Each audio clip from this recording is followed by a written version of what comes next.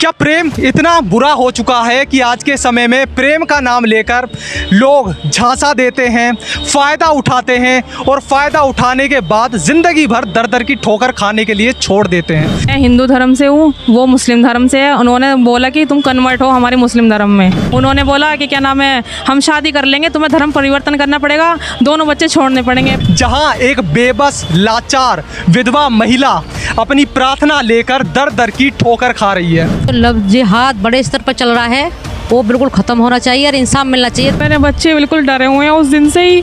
और मेरी क्या नाम है, मैं यहाँ आ रही हूँ, दर दर की ठोकर खा रही हूँ, मेरी कोई सुनवाई नहीं हो रही है। अगर मेरी सुनवाई नहीं हुई तो मैं सुसाइड कर लूँगी। इनके मानसिकता ऐसी हो गई है कि हिंदू लड़कियों के पीछे किसी ना किसी तरह से ये उन पर दबाव बना लेते हैं, उनको बहका लेते हैं, जिसमें ये हिंदू लड़कियां फंस जाती हैं। इनको शादी का झांसा दिया, जब इन्होंने शादी का प्रेशर बनाया तो वो भागने लगा। अगर एसओ साहब से अभी हमारी बात हुई है, अगर वो 24 घंटे में कोई एक्शन नहीं लेते हैं तो हम बिल्कुल थाने का घेराव करेंगे। न्यूज़ इंडिया फर्स्ट में आज एक ऐसा मामला हमारे सामने आया है जहां एक बेबस लाचार विधवा महिला अपनी प्रार्थना लेकर दर दर की ठोकर खा रही है। क्या प्रेम इतना बुरा हो चुका है कि आज के समय में प्रेम का नाम लेकर लोग झांसा देते हैं, फ़ायदा उठाते हैं और फ़ायदा उठाने के बाद ज़िंदगी भर दर दर की ठोकर खाने के लिए छोड़ देते हैं। क्या ये पूरी घटना है, किनके साथ हुई है, जानते हैं। मैम, क्या है ये पूरा मामला? मैं एक विधवा हूँ, मेरे तो छोटे छोटे बच्चे हैं। जो मोहसिन मुझसे पिछले 2 साल से बात कर रहा है, क्या उसने शादी के पूरे वादे कर रखे हैं मुझसे शादी करने के लिए। अब वो इंडिया में आया शादी करने के लिए, बोल रहा है कि मैं तुझसे शादी। अच्छा मैम, शुरू से हम समझना चाहेंगे कि ये जो आपने मोहसिन नाम के शख्स का यहाँ पे जिक्र किया, हम शुरू से ये समझना चाहेंगे ये शख्स कौन है, कैसे आपसे इसकी मुलाकात हुई थी? उसका नाम मोहसिन है। इंस्टाग्राम के थ्रू हमारी दोनों की बात हुई थी। ऐसी धीरे धीरे हम दोनों की बात चलती रही। फिर मैंने उससे अपनी बात बताई कि मेरे 2 छोटे छोटे बच्चे और मैं विधवा हूँ। उसने कहा टेंशन मत लो, मैं तुम्हारे साथ में हूँ, मैं तुम्हारे बच्चों का ख्याल रखूँगा, तुमसे शादी करूँगा। अच्छा, आप जैसे यहाँ पे देख सकते हैं एक विधवा को प्रेम का झांसा देकर उसका फ़ायदा यहाँ उठाया गया, जैसा इन्होंने बताया। अच्छा, हम आपसे समझना चाहेंगे आपकी मुलाकात कब हुई थी पहली बार उनसे? मेरी उससे मुलाकात 2024 में हुई थी इंस्टाग्राम के थ्रू। उसने मुझे फ्रेंड रिक्वेस्ट कर डाली थी, उसके थ्रू हमारे माध्यम से हमारे दोनों की बात हुई थी। और क्या उसके बात होते होते आज 2026 15 जून को वो यहाँ इंडिया में आया। इंडिया में आने के बाद मिला, फिजिकल रिलेशन सब कुछ। ये कहने के बाद कि मैंने उससे बोला भी कि अभी फिजिकल रिलेशन नहीं, जब तुमने शादी का वादा कर रखा है तो उसके बाद ही। तो उसने बोला नहीं मैं तुमसे शादी ज़रूर करूँगा। वो एक दिन 11 तारीख को अपने बिलाल दोस्त को लेके यहाँ पे आया। उसने 11 जुलाई की बात? हाँ जी, ये 11 जुलाई की बात है। वो अपने दोस्त को लेके आया, पहले रेस्टोरेंट में गए खाना खाने के लिए, फिर उसके बाद में रात को आए कोल्ड ड्रिंक लेके आए। जैसे मैं गिलास लेने गई, पता नहीं पहले से बाहर से मिला के लाए या अंदर ही डाला उन्होंने कुछ। पिलाने के बाद में उन दोनों ने मेरा शोषण किया। शोषण करने के बाद मैंने सुबह उठ के फ़ोन किया कि ऐसा ऐसा मेरे साथ क्यों किया। तो बोला मैं तुमसे शादी करूँगा। शादी करने के लिए सोमवार में 20 तारीख में मैं उनके बहन के यहाँ, उनकी बहन ने मुझे बुलाया, मैं वहाँ पर गई। उन्होंने बोला कि क्या नाम है, हम शादी कर लेंगे, तुम्हें धर्म परिवर्तन करना पड़ेगा, दोनों बच्चे छोड़ने पड़ेंगे। मैंने बोल दिया ना तो मैं धर्म परिवर्तन करूँगी, ना अपने बच्चे छोड़ूंगी। तो उन्होंने बोला ठीक है, क्या नाम है, हम नहीं कर रही तो हम नहीं शादी करेंगे, ज़्यादा वो करेगी तो हम तुझे जान से मार देंगे। तो ये मुझे धमकी देने लगे। तो मैंने फिर 112 नंबर पर फ़ोन किया, मुझे वहाँ से 112 नंबर ने निकाला। उन्होंने फिर वहाँ फैसला हुआ कि क्या नाम है, लड़के को 15 दिन का टाइम दो, वो शादी करेगा। और झूठे झांसे देकर इन्होंने उसे विदेश भेज दिया। अच्छा मैम, जो आपने अभी यहाँ पे जिक्र करा 20 तारीख का, तो उन्होंने, जो परिवार था उस लड़के का, उसने आप पर ज़बरन धर्म परिवर्तन करवाने की आपसे कोशिश करी। आपका धर्म क्या? मैं हिंदू धर्म से हूँ, वो मुस्लिम धर्म से है। उन्होंने बोला कि तुम कन्वर्ट हो हमारे मुस्लिम धर्म में। तो जब आपने इसका विरोध किया तो आपके साथ, आपने बताया, मारपीट करी गई यहाँ पे? उन्होंने मेरे साथ मारपीट की थी।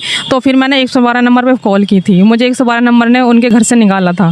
तो यहाँ पे आप जैसा देख सकते हैं, यहाँ पे और लोग भी हमसे जुड़े हुए हैं। मैम, आपसे जानना चाहेंगे, ये जो आपकी मित्र के साथ यहाँ पे पूरी घटना हुई है, इसके बारे में आपका क्या कहना? मेरा कहना यही है, जो लव जिहाद बड़े स्तर पर चल रहा है वो बिल्कुल ख़त्म होना चाहिए और इंसाफ मिलना चाहिए। झूठा झांसा देकर फंसाया गया और बलात्कार ही हुआ है, और उस बलात्कार के तौर पर उसे कड़ी से कड़ी सज़ा मिलनी चाहिए। यहाँ हिंदू धर्म के और लोग भी हमारे साथ जुड़े हुए हैं, जो हिंदू संगठनों से भी जुड़े हुए हैं। सर क्या नाम है आपका? नीरज शर्मा नाम है मेरा। आपसे सर समझना चाहेंगे, ये जो यहाँ पे लव जिहाद का मामला लेकर ये पीड़िता आई हैं, इस सारे जो ये घटना है इसे किस तरह आप देख रहे हैं सर? लव जिहाद का जो ये प्रकरण है, ये इस तरह के प्रकरण डेली देश भर में उजागर होते हैं, लेकिन हमारी बहन बेटियां नहीं समझ पाती हैं और उनके झांसे में आ जाती हैं, जिस कारण इनको दर दर की फिर ठोकरें खानी पड़ती हैं। और देखिए, हम प्रयास कर रहे हैं इसमें मुकदमा दर्ज हो और इनको इंसाफ मिले, और उसके बाद देखेंगे क्या होगा। अच्छा सर, ये जो महिला हैं, इनके बच्चे हैं, जैसा इन्होंने अभी बताया ये विधवा हैं, तो इनको बहला फुसला कर उस शख्स ने इनके साथ जो भी किया, उसके बाद इनके बच्चों की स्थिति और ख़राब हो गई जैसा इन्होंने बताया। तो आपको क्या लगता है, क्या वाकई में कानून चाहकर भी वहाँ तक नहीं पहुँच पा रहा, या कानून पहुँचना चाह रहा है लेकिन ये जो अराजक तत्व हैं ये इस तरह से आज के समाज में ऐसे घर कर चुके हैं कि इन्हें रोकना मुश्किल होता जा रहा? जी बिल्कुल, आप सही कह रहे हैं। इनके मानसिकता ऐसी हो गई है कि हिंदू लड़कियों के पीछे किसी न किसी तरह से ये उन पर दबाव बना लेते हैं, उनको बहका लेते हैं, जिसमें ये हिंदू लड़कियां फंस जाती हैं और उसके बाद इनको छोड़ दिया जाता है, जिसमें इनके बच्चों को इनको पीड़ा हो रही है। अब ये यहाँ थाने में आई हैं, 2 दिन से आ रही हैं, लेकिन अभी कोई सुनवाई नहीं हुई है।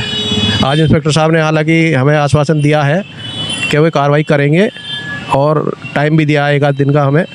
उसके बाद देखते हैं क्या होगा। अगर इसमें कोई कार्रवाई नहीं होती है तो फिर हम हिंदू संगठन का आह्वान करेंगे और इनको, पीड़ित को, महिला को, अपनी बहन बेटियों को अपना इंसाफ दिलाएंगे। यहाँ पे और लोग भी हमसे जुड़े हुए हैं, उनसे भी हम जानते हैं। सर ये जो पूरी घटना यहाँ हुई है आप कैसे देख रहे हैं? ये तो पूरा सुनियोजित है। इनका टारगेट रहता है हिंदू महिलाओं को फंसाने का, और हम काफ़ी दिन से इस काम में लगे हुए हैं। बहुत सारी बच्चियाँ संगठनों के माध्यम से बचाई जाती हैं, और इन्हें भी इसी तरीके से इन्हें फंसाया गया है। इन्होंने बताया कि इन्होंने अकाउंट भी यूज करा है, वहाँ से रियाल भेजता था और इनके अकाउंट में डालता था और परिवार को दिलवाता था। तो ये तो उसका पूरा प्रोपेगेंडा था।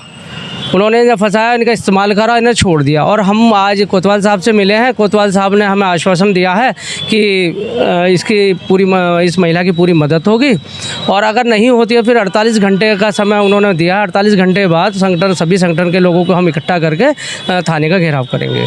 अच्छा मैम, आपसे हम एक प्रश्न ये भी करना चाहेंगे, ये सब जो आपके जीवन में घटना हुई, एक हंसता खेलता आप अपने बच्चों के साथ जीवन व्यतीत कर रही थी, फिर भी संघर्ष आपके जीवन में था, लेकिन फिर भी 2 महीने 3 महीने पहले तक आप फिर भी जीवन ठीक था अभी के कंपैरिजन में अगर देखा जाए। लेकिन ये जो आपके जीवन में घटना हुई, इसके बाद आपके जीवन पे क्या प्रभाव पड़ा है और किस तरह से अब आपका जीवन जा रहा है? मेरे ऊपर बहुत बड़ा प्रभाव पड़ा है, मेरे बच्चों पर पड़ा है। मेरे बच्चे बिल्कुल डरे हुए हैं उस दिन से ही। और मेरी क्या नाम है, मैं यहाँ आ रही हूँ, दर दर की ठोकर खा रही हूँ, मेरी कोई सुनवाई नहीं हो रही है। अगर मेरी सुनवाई नहीं हुई तो मैं सुसाइड कर लूँगी, और इसका जिम्मेदार कोई नहीं होगा, ये कानून होगा जो मेरी सुनवाई नहीं कर रहा है। अच्छा, अभी बच्चे जो आपके हैं वो कैसा वहाँ पे महसूस कर रहे हैं? क्योंकि जब आप ही इतने संकट में हैं तो बच्चों के लिए तो उनकी माँ ही एक प्रेरणा का स्रोत होती हैं, तो वो कैसे? मैं उनके सामने मैं रोती हूँ, चुप करते हैं, मम्मी मत रो, मम्मी मत रो, ऐसा ही करते रहते। बताओ क्या समझाऊँ उन्हें मैं? बहुत ज़्यादा डर बैठा हुआ उनके अंदर।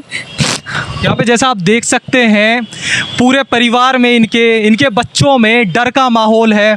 जी मैम। मैं क्राइम रिसर्च इंटेलिजेंस ब्यूरो से जिला सचिव दुर्गेश तोमर। अगर एसओ साहब से अभी हमारी बात हुई है, अगर वो 24 घंटे में कोई एक्शन नहीं लेते हैं तो हम बिल्कुल थाने का घेराव करेंगे, और जो भी अधिकारी हमारी बात नहीं सुनता है उसके खिलाफ भी हम कार्रवाई करेंगे। यहाँ पे जैसा आप देख सकते हैं सभी लोग अपना पक्ष रख रहे हैं। आपसे भी सर जानना चाहेंगे, समाज सेवा आप करते हैं क्षेत्र में, लोग आपके नाम से परिचित हैं, ये जो पूरी घटना क्षेत्र में हुई है आप कैसे देख रहे हैं सब? देखिए, ये सीधा सीधा जो है लव जिहाद का मामला है।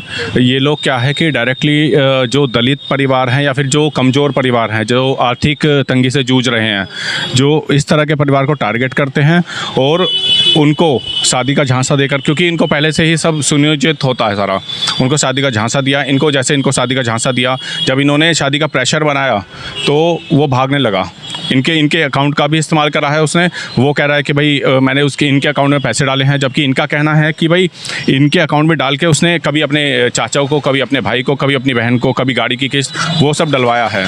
तो आजकल ये एक पूरा प्रोपेगेंडा है पूरा कि भाई किसी को यूज़ करो और अगर वो मान जाए तो ठीक है, अगर नहीं माने तो छोड़ के भाग जाओ। सर आप जैसे आप एक यूथ भी हैं, आपसे हम समझना चाहेंगे कि इस तरह के जो सोशल मीडिया के माध्यम से ये एक तरह से लव जिहाद हो रहा है, इस सब को किस तरह एक युवा को समझने की ज़रूरत है? क्योंकि आप भी समझ सकते हैं कि युवा आज के समय में सोशल मीडिया पे बहुत समय बिताता है और वहीं से कहीं ना कहीं इन चीज़ों की शुरुआत हो जाती है। तो क्या कहना चाहेंगे आप इसमें? मैं बस यही कहना चाहूँगा, जो भी हमारी बहन बेटियां हैं वो सोशल मीडिया का, जैसे इंस्टा है, फेसबुक है, या फिर ट्विटर, या फिर और भी बहुत सारे अकाउंट्स हैं, बहुत ऐसे माध्यम हैं जहाँ पर ये लोग कभी हिंदू की आईडी बनाकर, कभी अपना नाम बदल कर इस तरह से आप लोगों से दोस्ती करते हैं, फिर आपको बहला फुसला करके शादी का झांसा देते हैं, आपका इस्तेमाल करते हैं। अगर आप इस्तेमाल हो जाते हो तो ये फिर आपको धर्म परिवर्तन के लिए उकसाते हैं। तो आप इस सब चीज़ों से बचें और बहुत सोच समझ कर ये फैसला लें और कभी भी इस मामले में ना पड़ें।